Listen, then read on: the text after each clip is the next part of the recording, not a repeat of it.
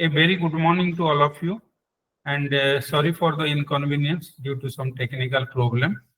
जैसे डॉक्टर अनीता ने बताया कि आप लोग सब अंडर ग्रेजुएट स्टूडेंट्स है, तो आगे चल के आप लोग को भी लिखना होगा, और इसमें भी पीजी में भी जब जाएंगे तब भी आप लोग को ये आर्टिकल भले ही ना लिखे, लेकिन असाइनमेंट्स मिलेगा, डिजर्टेशन मिलेगा, प्रोजेक्ट्स रिपोर्ट मिलेगा। बाद में आप पीएचडी करने जाएंगे तो फिर पीएचडी में आपको लगेगा कि कैसे थीसिस लिखा जाता है।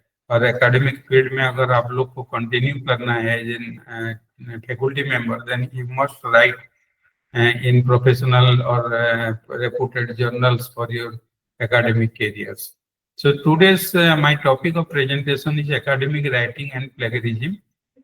And मैं बोलना चाह रहा हूँ कि जब भी कुछ डाउट्स आए, क्वेरी आए, इमीडिएटली आप शेयर कर सकते हैं, है ना? नहीं तो बाद में भी कर सकते हैं। सो व्हाट इज, यहाँ दो पार्ट में मेरा प्रेजेंटेशन रहेगा। फर्स्ट है academic writing and plagiarism. First one academic writing, तो ये क्या है? ये कोई भी, it's not an informal writing, मतलब किसी को खत लिखना या फिर कोई किसी को मैसेज देना। आजकल व्हाट्सएप में बहुत पॉपुलर है, बहुत शॉर्टकट में दे देते हैं। मेल में भी आजकल कोई ऑफिशियल मेल भी भेजो, वहां से कोई स्टूडेंट भी लिख देता है ओके आई विल बी। सो ये ऐसे नॉन फॉर्मल इनफॉर्मल राइटिंग नहीं है। Academic writing is a formal technical writing है, and it is used by students, research scholar and faculty members. वो कहाँ यूज होता है? मेनली एकेडमिक इंस्टीट्यूशंस में एकेडमिक टेक्निकल राइटिंग्स पर्पस से ये एकेडमिक राइटिंग का यूज होता है। जैसे आप लोग को असाइनमेंट्स मिलता है, डिजर्टेशन मिलता है, project reports, research papers, synopsis, PhD thesis, ये सब के लिए एकेडमिक राइटिंग्स जानना जरूरी है। How to write, how to present, how to share your thoughts, कैसे आप जो सोच रहे हो, आपका जो इनोवेशन है, आपका जो क्रिएटिविटी है, आपका जो नॉलेज है, वो आप किस फॉर्म में प्रेजेंट करेंगे, वो है आपका academic writings. Then there are various formats of academic writings.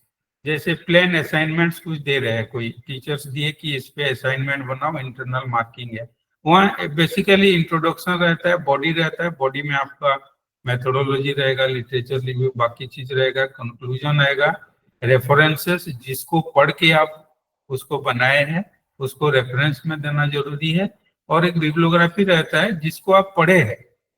Reference मतलब जिसका कोट किए आप, जिसको आप कॉपी किए हैं, कुछ पर्सन हो गया, 2-3 लाइन हो गया, एक कोट हो गया, कुछ फाइंडिंग्स हो गया, रिसर्च फाइंडिंग्स हो गया, उसको अगर आप आपका टेक्स्ट में रखते हैं, आपका वर्क में रखते हैं, then it comes under references. And आप खाली पढ़े हैं आपका नॉलेज चेक के लिए, उससे कुछ कॉपी या कुछ डायरेक्ट एक्सट्रैक्ट किए नहीं है, then it should be kept in bibliography. And appendices, जैसे आप असाइनमेंट के लिए कोई क्वेश्चनियर बनाए हैं, कोई लिस्ट ऑफ एकेडमिक इंस्टीट्यूशंस लिए जिसमें स्टडी किए, उसको आप अपेंडिक्स में रख सकते हैं। And for research synopsis, research projects कुछ लिए हैं, तो बेसिकली ये भी title, abstract, introduction, literature review. Literature review means उसको के लिए आप रिलेटेड टॉपिक्स, आपका जो वर्क आप लिए है उसमें क्या क्या वर्क हो सकता है, हो चुका है already, what works have been done on your topic और your related topic, that things you have to review and mention in your work. Then objective, hypothesis, methodology, methods, references. Likewise PhD synopsis में भी यही है, title, introduction, research questions, objectives, literature review, methodology, data collection, analysis, expected result, significance. तो more और less कोई भी technical writings में आपका बेसिक जो स्ट्रक्चर्स रहता है वो ऑलमोस्ट सेम रहता है। जो है, एक टाइटल तो आपको देना ही पड़ेगा, कुछ भी आप लिखे। देन इंट्रोडक्टरी पार्ट रहेगा कि आप उसको उसके बारे में थोड़ा ब्रीफ इंट्रोडक्शन देंगे। Then there must be research question for technical writing. आपके पास एक क्वेश्चन रहेगा, नहीं तो आदमी रिसर्च क्यों करेगा, लिखेगा क्यों? अगर सब कुछ आप जो लिखा है उतना ही आपको बोलना है, देन व्हाई टू राइट, उसमें लिखने का कोई जरूरत नहीं है। तो आपको अगर कुछ नया सोचना है, कोई नया रिसर्च प्रॉब्लम आपके पास आ रहा है, कि कोई नया क्वेरी आ रहा है, कि आपका इंक्यूजिटी है, जिज्ञासा है कि इसमें क्या हो सकता है क्या ऐसे, ये तो बोला है कि ऐसे ही होना चाहिए, बट इस ढंग से भी हो सकता है क्या? ऐसे एक रिसर्च प्रॉब्लम, रिसर्च क्वेश्चन जिसको लेकर ही कोई रिसर्च या कोई टेक्निकल राइटिंग्स बेसिकली किया जाता है। तो आपका स्टडी का ऑब्जेक्टिव्स क्या है, वो तो बेसिकली रहेगा कोई भी लिखाई में कि आप क्यों लिखना चाह रहे हैं, उसको क्या ऑब्जेक्टिव्स है आपके में। लिटरेचर रिव्यू जैसे मैं बताया कि आपका जो वर्क है, जो जिस पे आप काम करना चाह रहे हैं, उस पे what works have already been done by other peoples in that field, that is to be reviewed by you. उसको पूरा कॉपी कर देना नहीं है। That paper you have to write, read properly, and that abstract the summary of that papers on what topic he has done, what is the major findings of his study. That thing you have to incorporate under literature review. Then methodology, on what methods you are going to carry out your study, either a survey method or an interview method or an experimental method in the laboratory. What methods are you going to follow for your study? That comes under research, that methodology.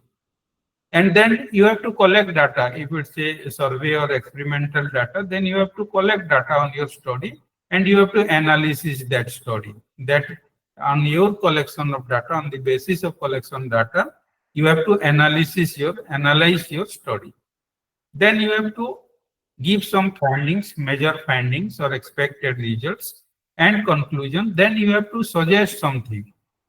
Suppose आप बोले कि कोई आपका जो library में है, suppose for example I am giving a small example that if you are going to make a study on users expectation और users perception on your library, तो आप उसमें जाएंगे कि यूजर्स लोगों को स्टडी करेंगे कि आपको कैसे लग रहा है लाइब्रेरी, लाइब्रेरी का ओपनिंग आवर आपको सुइटेबल है क्या, लाइब्रेरी में बैठने का सुविधा है क्या, वाईफाई है क्या, जो information you need, that whether this information are available in your library or not, ऐसे सब क्वेश्चन करेंगे। वो तो एक क्वेश्चनियर कर सकते हैं या फिर फिक्स्ड क्वेश्चन कुछ लेके हर एक को इंटरव्यू कर सकते हैं।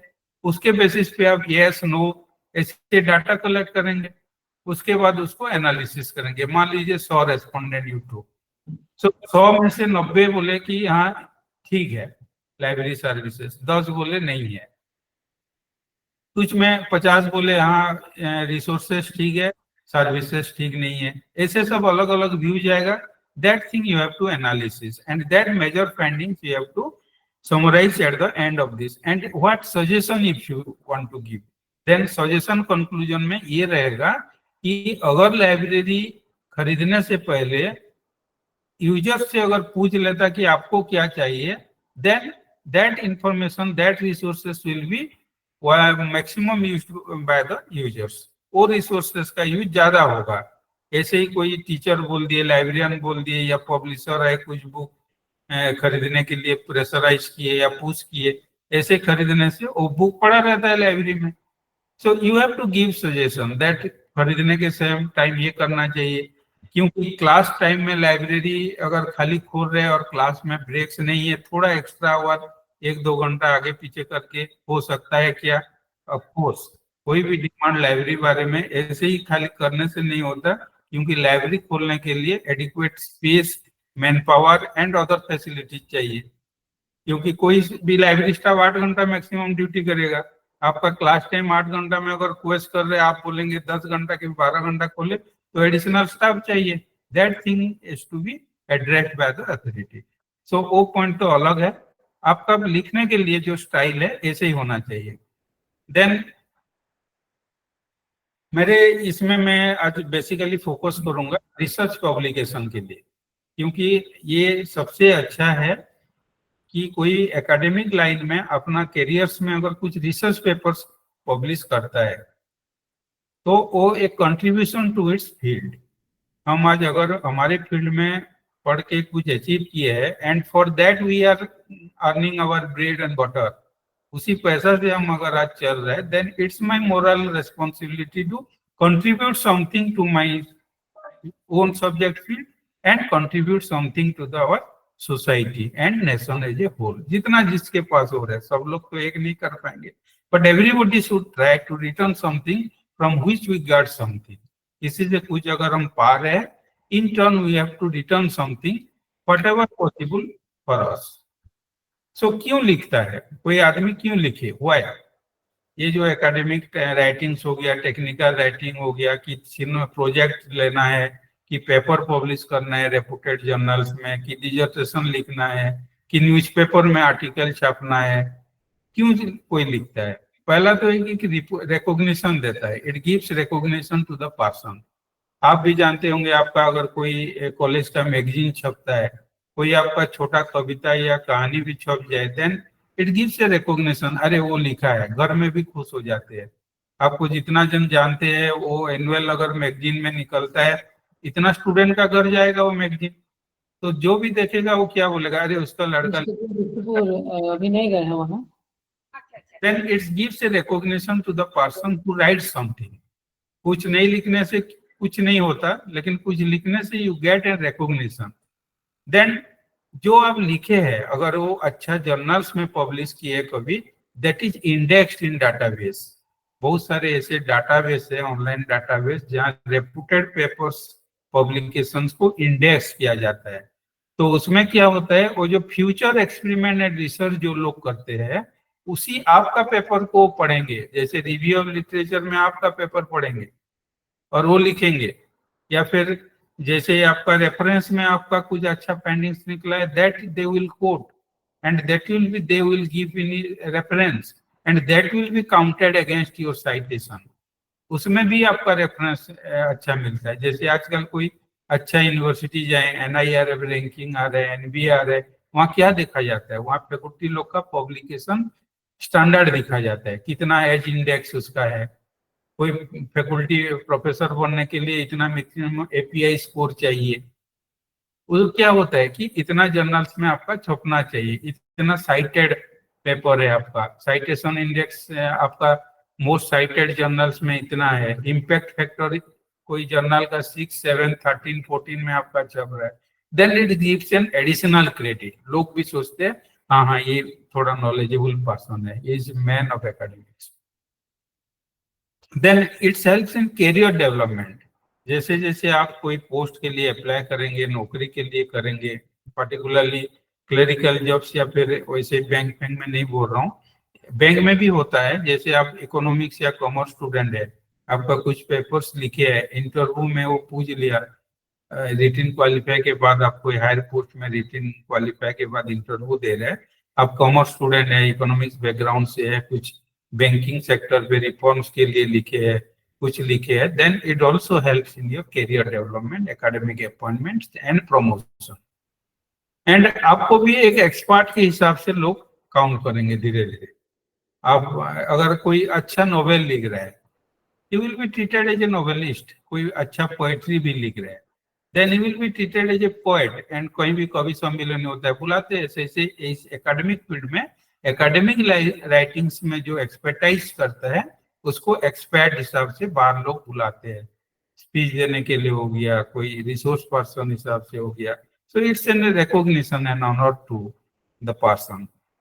देन आपका अगर रिसर्च अच्छा है, आप उसके लिए फंडिंग भी मिल सकता है। बहुत फंडिंग एजेंसीज है देश में, बहुत सारे फंडिंग एजेंसी है। आप जब PG के बाद रिसर्च करना शुरू करोगे, आपको पैसा भी मिलेगा। जैसे हमारे NIT में PhD स्कॉलर लोग को 40 या 60,000 रुपीज 5 ईयर्स के लिए स्टाइपेंड मिलता है PhD करने के लिए।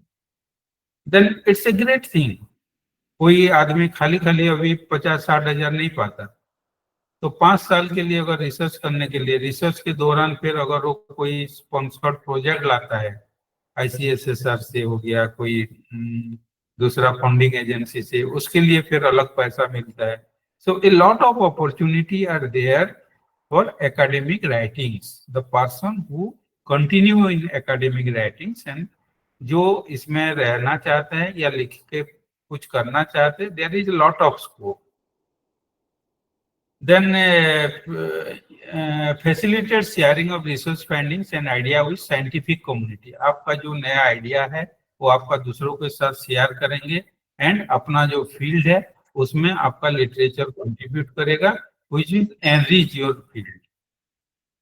देन कहाँ छपाना चाहिए? हम तो बोले कि एकेडमिक राइटिंग्स करना चाहिए, तो कहाँ छपना चाहिए? मेरे हिसाब से पहला, अगर आप स्टार्ट कर रहे हो, ग्रेजुएशन भी छोटा लेवल नहीं है आजकल तो, on 10th 9th 10th student भी अच्छा अच्छा मैगजीन न्यूज़लेटर में छपा रहे हो।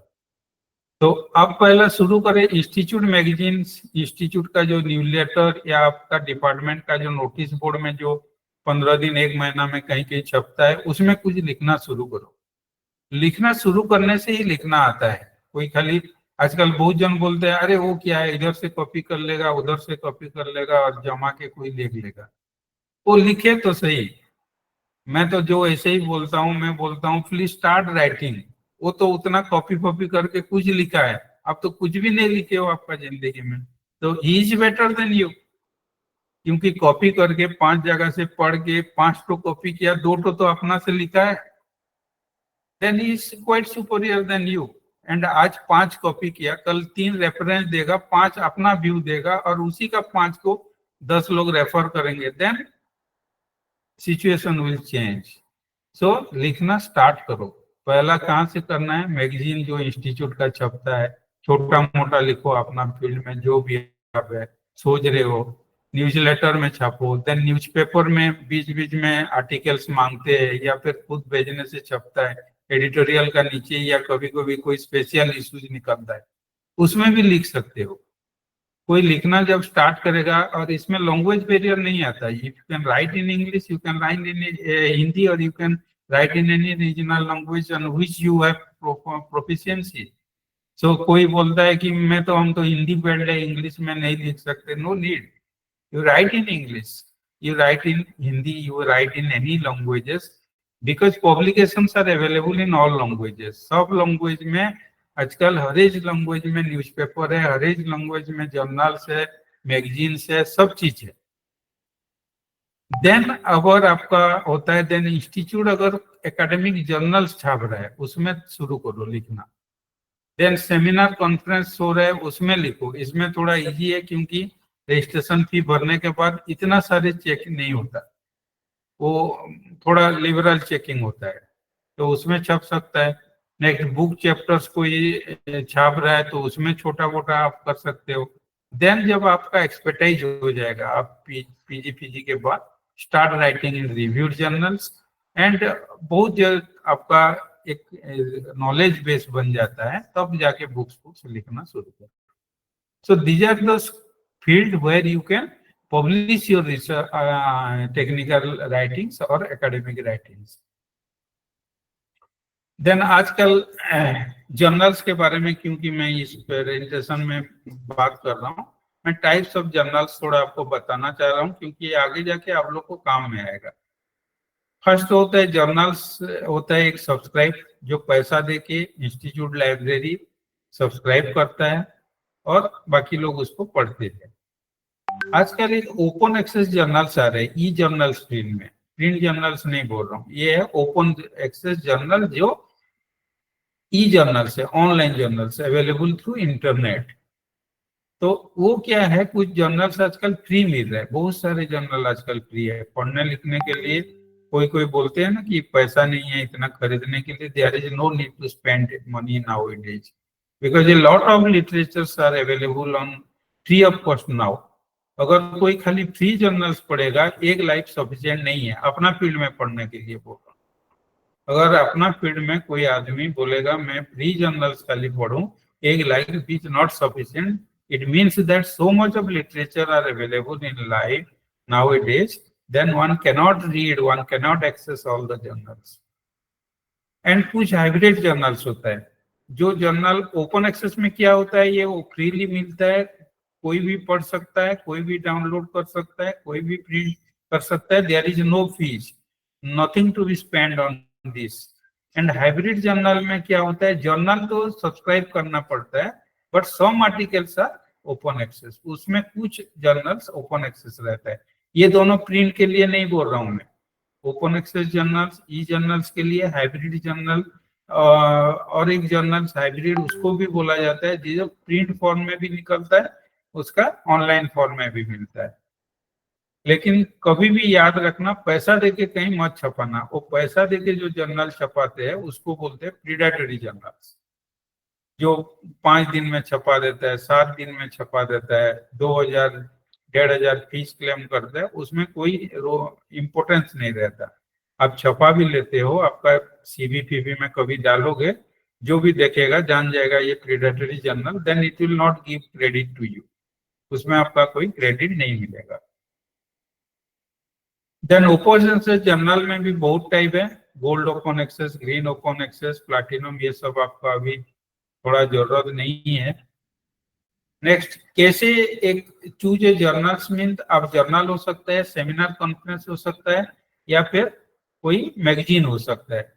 कैसे चूज करें, आप उसका वेबसाइट है तो जाओ पहला, और स्कोप ऑफ जर्नल्स देखो। स्कोप ऑफ जर्नल देखना मतलब है कि उसमें आप जो लिख रहे हो वो वहां छपेगा कि नहीं। जैसे फॉर एग्जांपल कोई स्टोरी का मैगजीन निकल रहा है, आप बोलोगे मैं एक शॉर्ट पोएम लिखा हूँ, उसमें भेज दिया हूँ, छपेगा कि नहीं देखता हूँ। Is it possible to publish there? No, because the scope of that magazine is that it will publish only short story or novels, so they will never consider your point. सही से कोई भी अगर जर्नल्स या magazine एक particular theme पे है, कोई समरी, कोई एक पर्टिकुलर सब्जेक्ट पे छप रहा है, सपोज इकोनॉमिक मैगजीन में कोई एजुकेशन वाला भेज देगा, वो कैसे छपेगा? कोई फिजिक्स साइंस जर्नल्स में कोई आर्ट्स वाला हिस्ट्री का एक भेज देगा, कैसे छपेगा? तो you have to see the scope of that publication, और वो कैसे, कितना क्रेडेंशियल है, वेदर वो प्रीडेटरी है क्या, पैसा मांग के छाप रहे हैं क्या, कि वो रेपुटेड है, पब्लिशर है उसका, कोई इंस्टीट्यूट पब्लिश कर रहा है, कोई पब्लिशिंग हाउस पब्लिश कर रहा है, वो देखना पड़ेगा। और उसके बाद वहाँ एडिटोरियल में कौन कौन है वो भी देखना पड़ेगा। एंड ये पीयर रिव्यूड होता है क्या, मतलब एडिटर उसको जांच करता है कि जो भी बेचते हैं छाप देता है, वही देखना चाहिए। और पीरियोडिसिटी, रेगुलरिटी, कोई कोई जर्नल्स एक साल में एक बार निकलता है, कोई कोई हर मंथ निकलता है। आप हर मंथ वाला में देंगे तो पब्लिकेशन चार्जेस ज्यादा है, क्योंकि वो मैक्सिमम पेपर्स को कंसिडर कर पाएगा। देन कॉपीराइट किसके पास है, ये एक इम्पोर्टेंट थिंग सबको जानना चाहिए। कॉपीराइट ये होता है कि जो वो लिखता है, जो ऑथर्स है, वही ओरिजिनल कॉपीराइट का ओनर रहता है। और वो अगर रिसर्च जर्नल्स है, वो कहाँ कहाँ इंडेक्स्ड होता है, ये भी एक देखना चाहिए। देन ये कोई भी जर्नल्स में छापो या मैगजीन में छापो या सेमिनार कॉन्फ्रेंस में छापो, ये एक बेसिक वर्कफ्लो है। जैसे कोई ऑथर स्टार्ट किया राइटिंग, एक पेपर सबमिट किया एडिटोरियल बोर्ड को, क्या देखेगा, whether it is is own field, उसका फील्ड में छप रहा है क्या, वो पेपर छपने का वो स्कोप है कि नहीं वहाँ, वो देखना चाहिए। जैसे मैं बोला साइंस जर्नल में कोई हिस्ट्री या इकोनॉमिक्स वाला नहीं भेजना चाहिए, वो स्ट्रेट अवे रिजेक्ट है। तो आपको देखना है स्कोप में अगर आ रहे, आप वहाँ पब्लिश सबमिट करो पेपर। एडिटर के पास जाने के बाद वो क्या दिखता है कि वो जो मैगजीन है कि जो पब्लिकेशन है, उसका जो बेसिक रिक्वायरमेंट है कि वो अपना सब्जेक्ट फील्ड में जिस जिस क्राइटेरिया में लिखना चाहिए उसी में वो लिखा है। जो जो हमने गाइडलाइंस दिया है, इतना साइज का लेटर, इतना स्पेस, इतना maximum number of words, maximum number of pages, वो सब है, तो फिर ये यस करता है और एक रिव्यूअर के भेज देता है कि देखो भाई ये सही है कि नहीं। अगर रिव्यूअर उसको फिर देखता है और बोलता है कि ठीक है, तो एडिटर फिर एक्सेप्ट करता है और आपको मेल की इन्फॉर्म करेगा कि your paper has been accepted. अगर रिव्यूअर बोल देता है कि नहीं ये सही नहीं लिखा है, जो लिखा है कॉपी कॉपी खाली किया है, उसका ओरिजिनल कुछ भी नहीं है, अपना नॉलेज कुछ भी नया उसमें डाला नहीं है, then it will be rejected. And after rejection फिर वो एडिटर ही बता देगा रिजेक्ट हो गया, आपको फिर सबमिट करना है, तो फिर वो जैसे बोल रहे हैं उसको फिर रिव्यू चेंज करो पेपर में। अगर पूरा रिजेक्ट कर देता तो वो कभी अब कंसिडर नहीं होगा। अगर बोलता है कि ठीक है पेपर, लेकिन इस ये जगह में गलत है, आपको थोड़ा चेंज करना है, then you have to change that paper and again you have to submit that paper. So what editors क्या चाहता है कि कोई भी एडिटर देखता है कि ये स्कोप ऑफ जर्नल्स में आए, अपना सब्जेक्ट फिल का है, जैसे हम मांग रहे हैं ऐसे ही लिखा है, वो जो रिसर्च किया है, जो ऐसे लिखा है वो सही सही लिखा है, इट इज साइंटिफिकली करेक्ट। और ये सबसे इम्पोर्टेंट है कि आप जो लिखे हो उसमें anything you have contributed new और नॉट। आप जो लिखे हो उसमें आपका कुछ नया डाले हो कि नहीं, कि खाली बोले हो एक्स ये बोला है, वाई ये बोला है, जेड ये बोला है। अरे वो लोग तो बोल चुके हैं, आप क्या बोल रहे हो, उसको पूछते हैं। तो you have to write something of your own, कुछ तो कंट्रीब्यूट करना पड़ेगा उस पेपर में, पूरी राइटिंग में। And whether that paper is significant और नॉट। और क्योंकि पब्लिकेशन हाउस कोई भी मैगजीन हो, जर्नल हो, रिसर्च पेपर हो, कुछ भी पब्लिश कोई कर रहा है मतलब वो बेचने के लिए कर रहा है, तो उसको पढ़ने वाले को वो पेपर इंटरेस्टेड रहेगा कि नहीं, इंटरेस्टिंग होगा कि नहीं, वो भी देखते हैं एडिटर, तब जाके छापते हैं। तो आप जिसके आप लिखने से पहले ये सोचो कि मैं एक रीडर हूँ, मुझे पढ़ना है, तो मैं ऐसे पेपर पढ़ूंगा क्या खरीद करके उसको या सब्सक्राइब करके। अगर आपको लगे कि हाँ ये पढ़ने से मजा आ रहा है, देन आप भी सोच लोगे कि ये पेपर पब्लिश हो सकता है कि नहीं होगा। रिजेक्ट क्यों होता है? अगर नॉट स्कोप ऑफ जर्नल्स में नहीं होता, अगर वो इंटरेस्टिंग नहीं होता, लैंग्वेज एरर्स बहुत रहेगा, किसी भी लैंग्वेज में लिखो और बहुत लैंग्वेज एरर है तब नहीं छपता है। ओवरली रिटन एब्स्ट्रैक्ट, एब्स्ट्रैक्ट भी आप एब्स्ट्रैक्ट क्या है, समरी ऑफ योर पेपर। आप अगर समरी में बोल नहीं पा रहे हो कि आपको किस क्या करना चाह रहे हो, क्या किए हो और क्या फाइंडिंग है, ये तीन चीज एब्स्ट्रैक्ट है। आप क्यों वो पेपर किए हो, उसमें क्या किए हो, क्या आपका फाइंडिंग्स मिला है, ये तीनों मिलाने से एब्स्ट्रैक्ट है। तो आप उतना ही अगर बता नहीं पा रहे हो तो फिर आप किए हो, आप खुद कंफ्यूज हो, देन इस केस में वो रिजेक्ट हो जाता है। लैंग्वेज एरर्स होने से हो जाता है। अगर कोई पेपर लिखता है और अपना जितना पेपर लिख चुका है सबको खाली साइट कर दिया है साइटेशन बढ़ाने के लिए, उस केस में भी रिजेक्ट हो जाता है। देन खाली अपना इंस्टीट्यूट का 5 जन छापे है, उसी 5 जन का दिए, बाहर पेपर मतलब आप पढ़े नहीं, दूसरा इंस्टीट्यूट, दूसरा देश का, दूसरा स्टेट का, in that case also it is rejected. And older articles not cited. कोई सब्जेक्ट फील्ड में अगर कोई बहुत पुराना चीज को लिख रहा है, अभी कोई हिस्ट्री में अगर या फिर पॉलिटिकल साइंस में लिखेगा, तो करंट पॉलिटिकल सिचुएशन पे लिखेगा तो पॉलिटिकल मैगजीन या जर्नल्स ज्यादा एक्सेप्ट करेंगे। अगर वो लिखेगा कि 1947 पहले ब्रिटिश रूल में political system in India, political system in India during British era, तो उसका रिलेवेंस क्या है? ठीक है, वो एक पार्ट है, कोई अगर पुराना रिसर्च कर रहा है, but it is not relevant in nowadays. अगर वो आज बोलेगा कि पॉलिटिकल ये फॉरेन पॉलिसीज और political situations between Israel and Lebanon, या फिर बोलेगा रूसिया यूक्रेन, तो वो सबको इसके लिए एक रीडर्स भी मिलेंगे, लोग इंटरेस्ट होंगे और वो छपने का चांसेस ज्यादा है।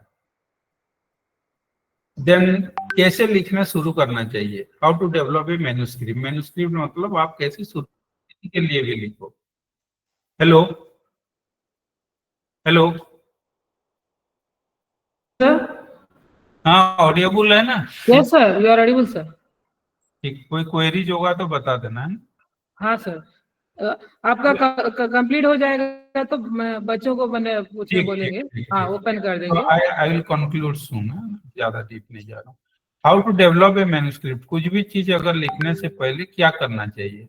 Think before writing.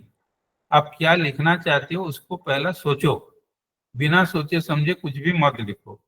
आपको किसी भी चीज पे लिखना है, किसी भी फील्ड में लिखना है, किसी भी रिसर्च प्रॉब्लम को लेके लिखना है, आप पहले सोचो उसको कि मुझे क्या कर लिखना है, मुझे क्या उसमें फाइंडिंग्स निकलना चाहिए, क्या निकलना या फिर क्या निकल सकता है, उसके बारे में सोचो।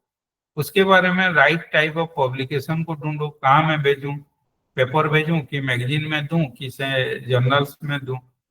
उसी का जो ऑथर गाइडलाइंस रहता है, कोई भी जगह में पब्लिश के लिए एक ऑथर गाइडलाइंस रहता है कि कैसे उसमें लिखना चाहिए, क्या कितना स्पेस देना चाहिए, कितना साइज का लेटर होना चाहिए, हेडिंग कैसे रहना चाहिए, सबहेडिंग कैसे रहना चाहिए, ये सब फॉलो करना है।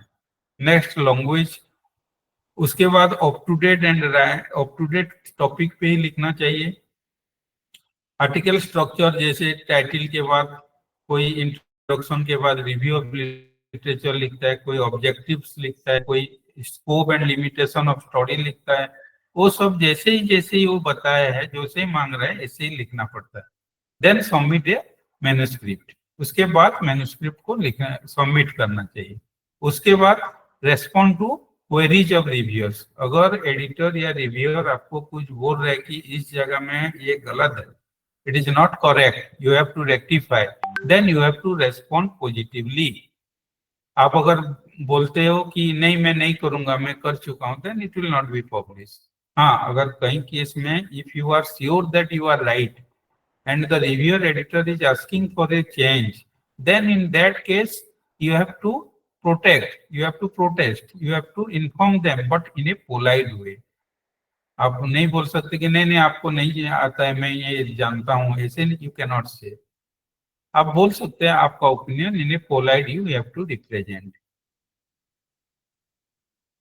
देन ये उसका डिटेल्स है, आप लोग के लिए इतना नहीं है आजकल। ये एक चीज आपको जानना जरूरी है, लैंग्वेज।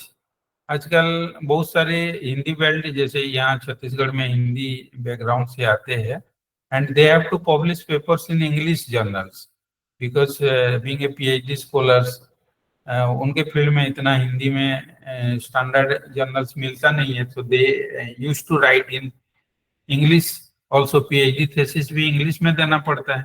तो आजकल क्या है, बहुत सारे पब्लिशर फ्री सर्विस देते हैं और पेड सर्विस भी देते हैं।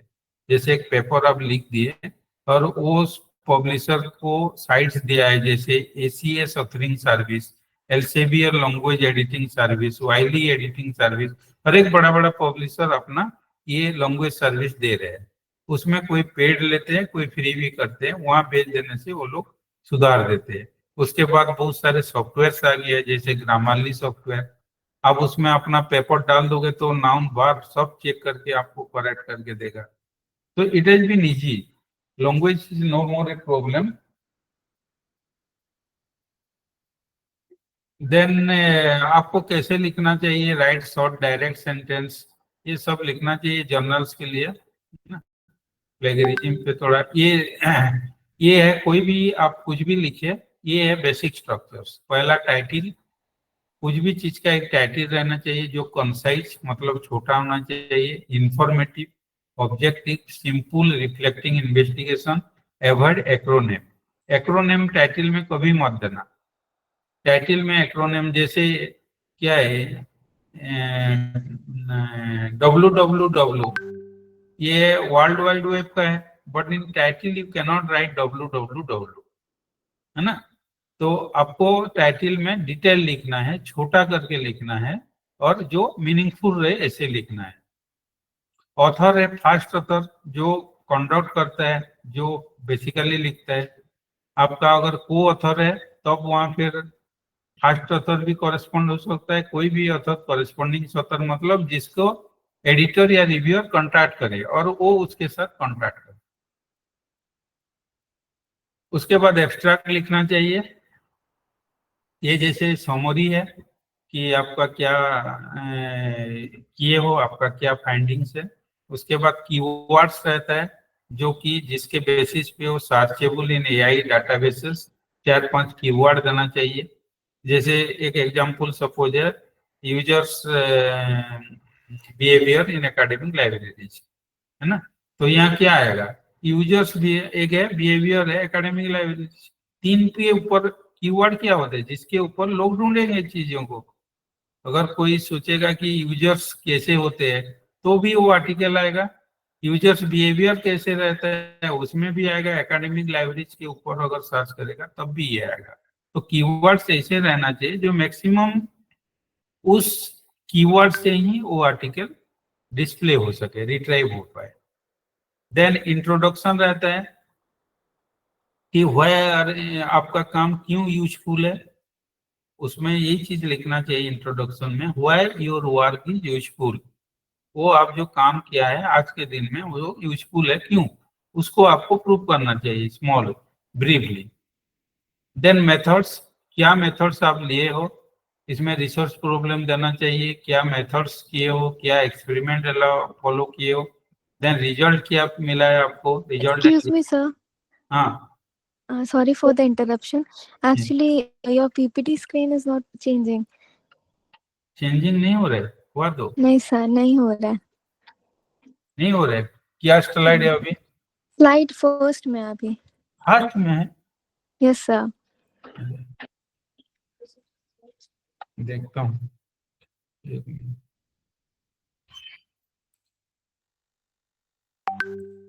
अभी हेलो, सर अभी विजिबल नहीं है स्क्रीन। नहीं हो रहा है, नहीं सर। ठीक है, एक बार देखता हूँ।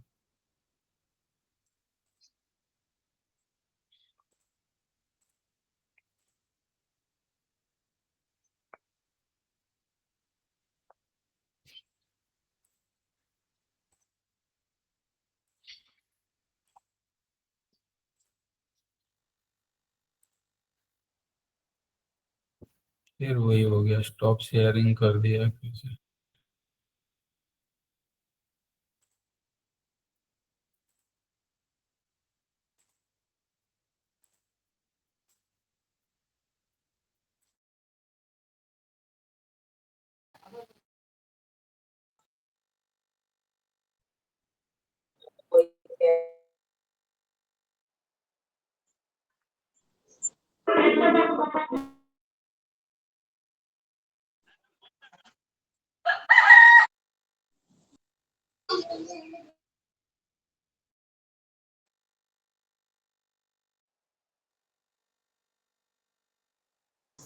Hello, yes sir. अभी दिख रहा है क्या? हाँ सर देख रहे हैं, लेकिन अभी भी फर्स्ट वाले स्लाइड में ही है। हम्म,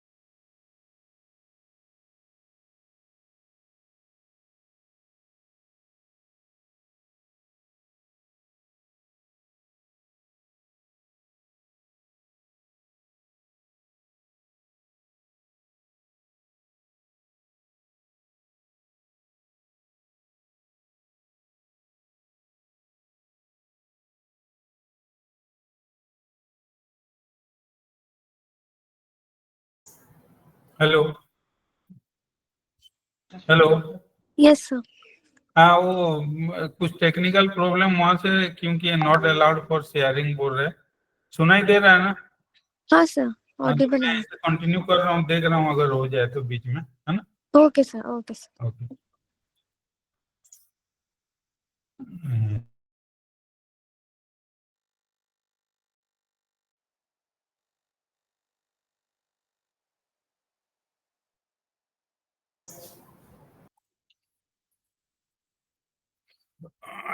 तो लैंग्वेज था ना,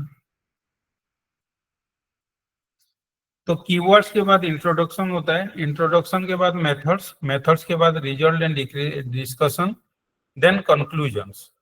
कंक्लूजन में what does your study advance in the field, इसमें ये लिखना पड़ता है कि आप जो काम किए हो उसमें एडवांसमेंट क्या है, वो एडवांस क्या, वो उसमें कंट्रीब्यूट क्या नया आप किए हैं, उसको आपको लिखना पड़ेगा। देन एक्नॉलेजमेंट, एक्नॉलेजमेंट में होता है कि आप जो काम किए उसका किस किस के हेल्प लिए हो, उसको एक थैंक्स बोलना है।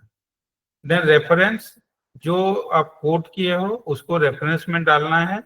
और बिब्लियोग्राफी, जो नहीं डाले हो, कोट नहीं किए हो, एब्स्ट्रैक्ट नहीं किए हो, लेकिन आप पढ़े हो, you can give it in bibliography. तो उसके बाद आप कहीं भी भेज रहे हो तो एक गुड कवर लेटर लिखना चाहिए, ये सबसे जरूरी है। कवर लेटर नहीं लिखने के कारण बहुत सारे अच्छा नहीं लिख पाते बोल के बहुत सारे पेपर पब्लिश नहीं होता। एक अगर लिखोगे कि सीधा लिखोगे कि I am submitting this for your publication, ऐसे सीधा कोई लिख देगा। और कोई लिखेगा डियर सर, नहीं हो रहा। एक मिनट है, मैं स्लाइड शेयर कर रहा हूँ। जैसे शेयर तो हो रहे, वहां नहीं दिख रहे। दिख रहा होगा जी। हेलो, दिख रहे हैं अभी शेयर स्लाइड? हाँ सर, दिख रहा नहीं, वो स्क्रॉल है। नहीं सर। इम्पोर्टेंस ऑफ अभी अभी स्क्रॉल हुआ? नहीं सर, 23rd स्लाइड नंबर पे ही है अभी। स्क्रॉल नहीं हो रहे? नहीं सर। या फिर